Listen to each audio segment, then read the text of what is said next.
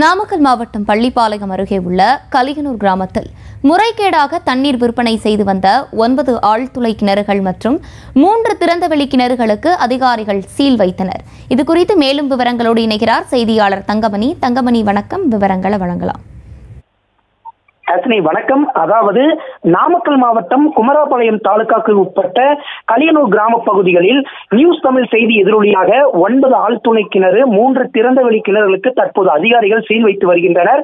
கடந்த சில தினங்களுக்கு முன்பு நாமக்கல் மாவட்டம் பள்ளிப்பாளையம் கலியனூர் கிராம பகுதிகளில் சில இடங்களில் 25 லட்சம் லிட்டர் தண்ணீர் முறைகேடாக விற்பனை செய்து வருவதாக நியூஸ் தமிழ் தொலைக்காட்சியில் செய்தியாக வெளியிடப்பட்டது.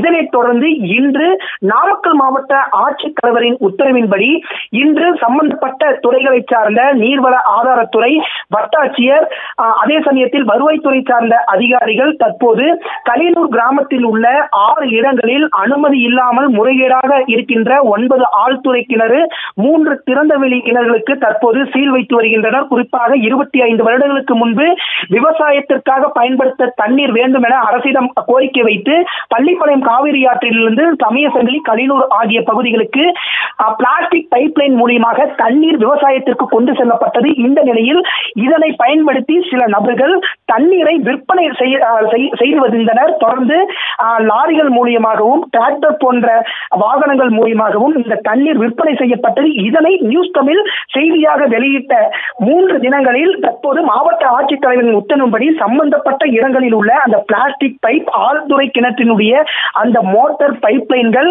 மின்சாரம் துண்டிப்பு ஆகியவற்றை தற்போது அதிகாரிகள் செய்து வருகின்றனர். இந்த நிலையில் இந்த அதிரடி நடவடிக்கை என்பது நாமக்கல் மாவட்டத்தில் இன்று முதல் தொடர்ந்து நடைபெறும் என்று நீர்வள ஆதாரத்துறை அதிகாரிகள் தெரிவித்தனர். தொடர்ந்து 6 பட்டாதாரர்களின் 9 ஆழ்துளை கிணறுகள் 3 திறந்தவெளி கிணறுகளுக்கு செயற்பொறியாளர், நீர்வள ஆதாரத்துறை அவர்களுடைய முன்னிலையில் சீல் தற்போது வைக்கப்பட்டு வருகிறது.